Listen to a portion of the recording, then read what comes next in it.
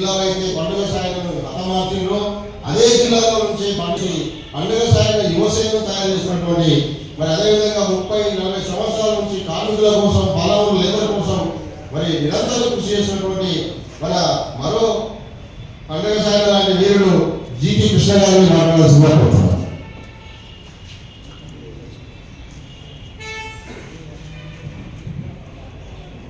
సభాధ్యక్షులు బీసీఎఫ్ వ్యవస్థాపకులు చంద్రరావు గారికి, అట్లాగే వివిధ హోదాల్లో ఉన్నటువంటి పెద్దలు, ప్రముఖులు, సోదరులు, వేదిక పెద్దలందరూ కూడా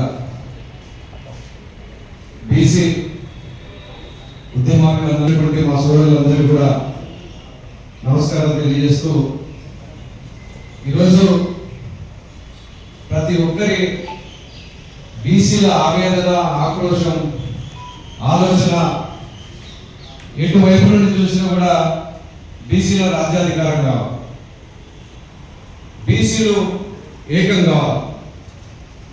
ఎవరి ఆలోచన చూసినా కూడా, ఎవరి మధ్యలో చూసినా కూడా ఇవే.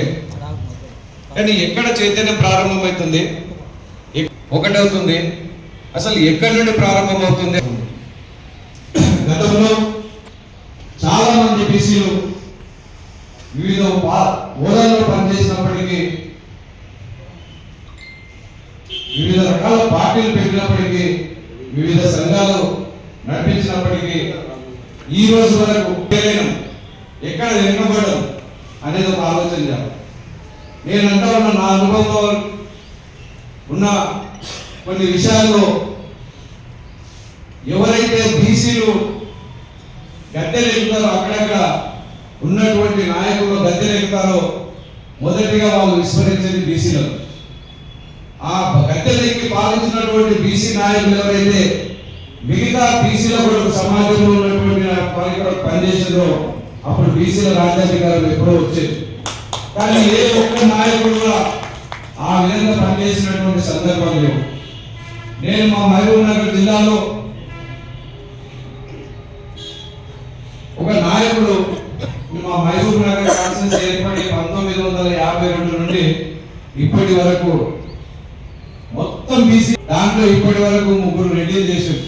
ఇప్పుడు ఉన్నటువంటి ఆయన 4, అంటే రెండోసారి కాబట్టి 4వ రెడ్డి కిందకి లెక్కేసుకోవచ్చు. మొదటిగా ఉన్నటువంటి రెడ్డి 2 సంవత్సరాలు చేసింది, తర్వాత వచ్చిన రెడ్డి 3 సంవత్సరాలు చేసింది, ఇప్పుడు ఉన్నటువంటి ఎన్నో శ్రీనివాస గారు 2 సంవత్సరాలు చేసిండు, ఇప్పుడు వచ్చే 1 సంవత్సరం అయింది. అంటే అక్కడ ఉన్న బీసీల సీట్లను మనం ఎందుకు కోల్పోవాల్సి వచ్చింది అని ఒకసారి ఆలోచన చేస్తే, ఉన్నటువంటి బీసీ నాయకులు ఎవరైతే సంవత్సరాలు పాలించినటువంటి నాయకులు ఎవరైతే ఉన్నారో వాళ్ళు ఒక్కరు కూడా మనం అసలు అనకూడదు. అగ్రకులాలు మోస్తున్నారు, అగ్రకులాలు మనం మోస్తున్నారు, అగ్రకులాలను మనం విజయాలని మనం అనకూడదు. అది మన తప్పే. మనం తప్పు చేస్తూ అగ్రకులాలను విమర్శించడం అంటే ఒక రకంగా అది సమాజానికి మనమే వ్యతిరేకంగా తీసుకురావాలి కనుక మనము ఎందుకు పొరపాటు చేస్తా ఉన్నాం, మనం ఎందుకు ఐక్యమత్యమైతలేము అనేది ఆలోచన చేస్తే అక్కడ ఉన్నటువంటి నాయకులు ఎవరైతే గద్దెలెక్కిందో వాళ్ళు కరెక్ట్ దారిలో తీసుకుపోలేకపోతున్నారు. మరి వాళ్ళకి చేతగాక వాళ్ళకు పరిమితికి మించా అంటే అది కాదు. వాళ్ళకు ఉన్నంతలో ఉన్నటువంటి బీసీలను బాగుపరుచుకుంటే ఈరోజు సమాజం చాలా మటుకు విద్య, ఉపాధి, ఉద్యోగ రంగాల్లో, రాజకీయ రంగాల్లో చాలా మంది బీసీలు కూడా స్థిరపడేవారు, చాలా మంది బీసీలు కూడా అగ్రభాగాన్ని నిలబడేవారు. కానీ మరి మన సమాజంలో గతంలో ఉన్నటువంటి నాయకులు ఎందుకు చేయలేకపోయారు, మరి వాళ్ళకు ఎందుకు మనసుకు రాలేదు? నా అనుభవంగా చెప్తే, నేను మా దగ్గర ఒక లా మినిస్టర్ గారు ఉన్నారు. లా మినిస్టర్ గారు మేము బీసీల అడ్వకేట్ల సమస్యలపై, ఆయన లా మినిస్టర్ కాబట్టి అడ్వకేట్ లక్ష్మీ గారు ఆంజనేయులు అడ్వకేట్ కాబట్టి వినండి, అడ్వకేట్ల సమస్యలపై తీసుకపోతే మహబూబ్ నగర్ జిల్లాలో 3,000 స్టైఫండ్ ఇస్తున్నారు, 5,000 లైబ్రరీ కార్డ్స్ ఇస్తున్నారు. రంగారెడ్డి జిల్లాలో 5,000 ఇస్తున్నారు, 7,000 ఇస్తున్నారు. ఇంత తేడా ఎందుకు సార్ అంటే, లా మినిస్టర్ గా ఉండి ఒక మాట వారి సెక్రటరీని అడగలేకపోయాడు. అట్లా ఉంటుందా? నేను అనుకుంటలే అంటారు. కానీ ఎందుకు మా మహబూబ్ జిల్లాకు మా ఊర్లో ఉన్నటువంటి బీసీ న్యాయవాదులకు ఎందుకు అన్యాయం జరుగుతుందని చెప్పి న్యాయం చేయలేకపోయినారు. అట్లా తర్వాత వచ్చినటువంటి ఒక ఎమ్మెల్యే గారు ఇదే పూలే గారు, మహాత్మా జ్యోతిరావు పూలే గారి విగ్రహం ఆయన వర్ధంతి సందర్భంగా ఈరోజు మీకు జ్ఞాపకం చేస్తున్న విగ్రహం పెట్టాం సార్ అని చెప్పి మేము కరపత్రం తీసుకుపోయి చేతిలో పెట్టి తీసి అంత దూరం బాధేసి ఈ ఎవరు మహారాష్ట్రకి ఉమ్మడి చేయడం మీరు ఎవరు పెట్టలేకారు. మేము ఆ రోజు అన్నాం సార్ మీరు ఒక మహానుభావుని అవమానపరుస్తున్నారు, కించపరిచి మాట్లాడుతూ ఉన్నారు.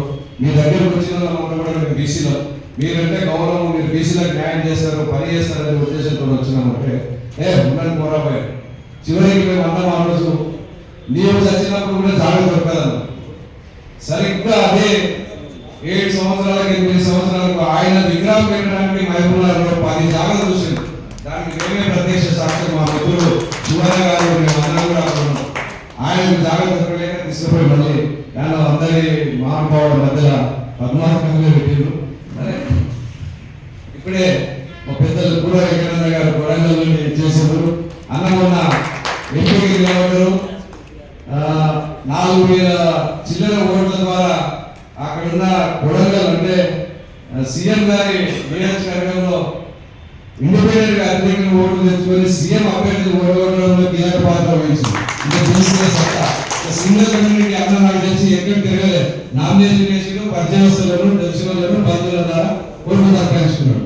అటువంటి వాళ్ళకి మనం కూడా సహకారం చేస్తే ఎక్కడో ఉండాల్సిన ఉన్నాం. కానీ మన లోపల ఎందుకు మరి ఇప్పటికైనా చైతన్యం ఎందుకు వస్తలేదు, మరి మనం అందరూ కూడా ఒకసారి ఆలోచన చేసుకోవాలి. సరే గతం గురించి చెప్పుకుంటే కొంచెం బాధ అనిపిస్తుంది. ఇప్పుడు లేదు. ఇప్పుడు అన్నగారు చంద్రరామరావు గారు ఒక మంచి నిర్ణయం తీసుకొని ఈరోజు బీసీఎఫ్ సంఘం పెట్టి అందరి బీసీలను చైతన్యపరిచి ఒక దాటిపైకి తీసుకొని రావడానికి ప్రయత్నం చేస్తున్నటువంటి సందర్భం హర్షించదగ్గ విషయం. కానీ ఇది ఎంతవరకు నిలబడుతుంది, ఎంతవరకు ఈ పెద్దలతో కొట్లాడుతుంది అనేది కూడా మరి అన్నగారి పనిని బట్టి మన అందరి సహకారాన్ని బట్టి ఇది నడుస్తుంది, నడవాలని చెప్పి ఆకాంక్షిస్తూ రేపు వచ్చే ఇప్పటికైనా మనం బీసీలకు రాజ్యాధికారం కావాలంటున్నాం. బీసీలకు రాజ్యాధికారం ఏ విధంగా వస్తుంది, ఓటు ద్వారా వస్తుందని చెప్పేసి అందరం అనుకుంటున్నాం.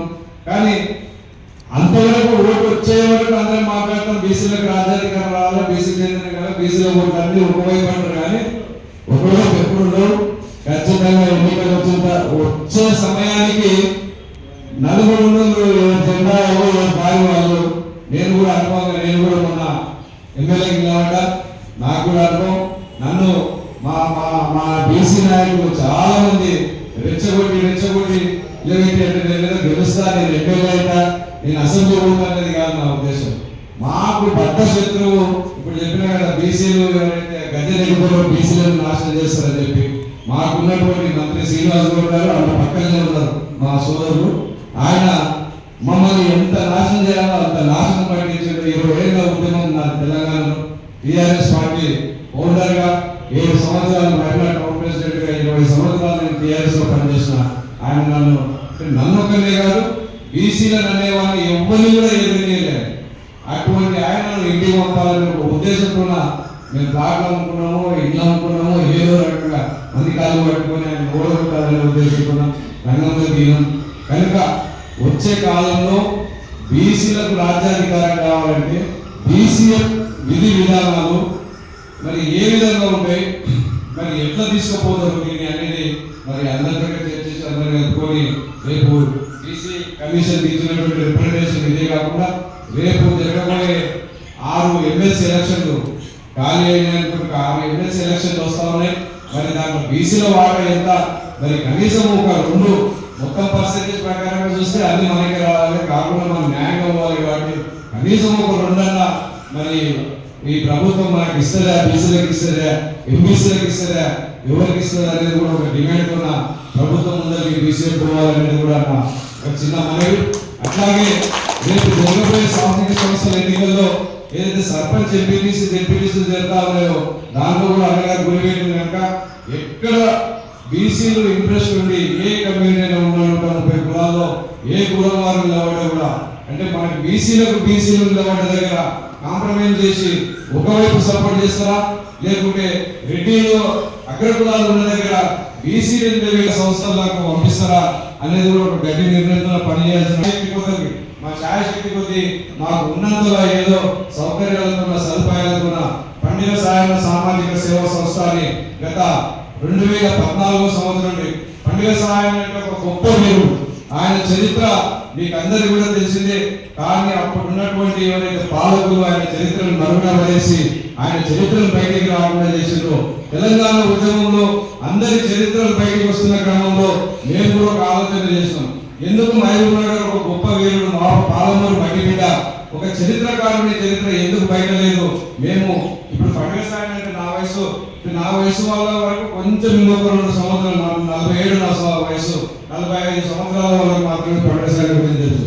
దాని తర్వాత ఉంచినటువంటి జనరేషన్ ఎవరు కూడా పండుగ సాయం అనేది తెలియకుండే మేము చేస్తున్నటువంటి కార్యక్రమాల వల్ల ఆయన పేరు బయటికి తీసుకురావడం వల్ల ఆయన పేరు సంస్థ వెళ్ళినటువంటి ఈరోజు మొత్తం రాష్ట్ర వ్యాప్తంగా ఆయన పండుగ సాయం పేరు అంటే ఐకాన్ అంటే మన ఒక వీరులది. అది కూడా బీసీ వీరులు సర్వై పాపనాయుడు కావచ్చు, అట్లాగే కుమరయ్య గారు కావచ్చు, ఇటువంటి వీరు ఓపన్న, అట్లాగే మన పాంగల్ మియా సాబ్ కావచ్చు, ఇటువంటి వాళ్ళందరి చరిత్రలు కూడా బయటికి తీసుకొచ్చి ఎక్కడిదక్కడ ప్రజల లోపలికి తీసుకుపోతే మన లోపల కూడా బీసీ లోపల మన సపరేట్ వర్గాల్లో నిమ్న గుణాల్లో చైతన్యం వచ్చారు. మా వాళ్ళు కూడా గొప్ప వీరులు ఉన్నారు, ఆదర్శాలను మనం కొనసాగించాలని చెప్పేసి వాళ్ళు కూడా ఆలోచన చేసి మన భవిష్యత్ తరాల్లో కూడా ఆ సందేశం పోవాలని చెప్పి ఆ విధంగా కూడా బీసీ పనిచేయాలని చెప్పేసి మేము కోరుతా ఉన్నాము.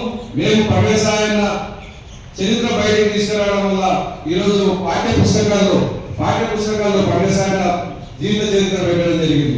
తెలంగాణ గీతంలో ఆయన పేరు పైన తెలంగాణ గీతంలో ఆయన పేరు చేర్చడం జరిగింది. అంటే ఎవరో ఒకరు ముందుకు వచ్చి కృషి పరిస్థితుల్లో ఈరోజు రాష్ట్ర వ్యాప్తంగా 17 విగ్రహాలయ్యాయి. అంటే ఇప్పుడు మద్దూరులో ఒక విగ్రహం తయారుంది, నవాపేటలో ఒక విగ్రహం తయారుంది, మొన్ననే వెంటూరు పెద్ద మంది వెంటూరు వాళ్ళు ఒక విగ్రహం తయారు చేస్తా ఉన్నారు. ఆత్మకూరు వాళ్ళు మొన్ననే ఫోన్ చేసి మేము విగ్రహం పెడతామని చెప్పి ఇప్పుడు పటాన్చూరులో కూడా ఒక విగ్రహం తయారవుతుంది, మన అన్న నీళ్ళలో తయారవుతుంది. అట్లా అంటే ఎక్కడెక్కడ చరిత్ర అవసరం ఉన్న మన చరిత్రను తీసుకొని పోయి ఈ మహనీయ విగ్రహాలు ఎక్కడ ఏర్పాటు చేసి మన సందేశాన్ని హిందీ సమాజానికి అందిస్తామో అప్పుడు అందరూ కూడా చైతన్యమయ్యారు. అట్లాగే రేపు పండుగ సాయన విగ్రహం ఇంకోటి కూడా మొన్న మేము అన్వాడల కార్యక్రమం చేసినప్పుడు మా ఎమ్మెల్యే గారిని పిలిచినాం. ఆయన మాకు 1 ఎకరా భూమి 30 అడుగుల విగ్రహం పెట్టిస్తాం. అమ్మేకొండ దగ్గర పైన దైవత్వం ఉంటుంది, కింద వీరత్వం ఉంటుంది. ఆయన దర్శనం చేసుకోకపోతే బాగుంటుంది అని చెప్పి ఒక ఉద్దేశంతో ఆయన కూడా మాకు సహకారం చేశారు.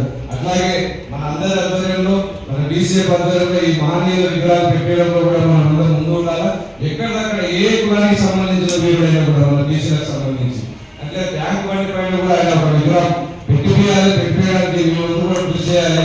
ఈ ప్రభుత్వానికి కూడా ఒత్తిడి చేయాలని చెప్పేసి విన్నవిస్తూ ఈ అవకాశం ఇచ్చిన పెద్దలందరూ కూడా పేరు పేరున ధన్యవాదాలు తెలియజేస్తా ఉన్నాను. జై బీసీ. చెప్పినట్టుగా బీసీ ఫెడరేషన్ చెప్పినటువంటి అంశాలను దృష్టిలో ఉంచుకుంటుంది. ఇప్పుడు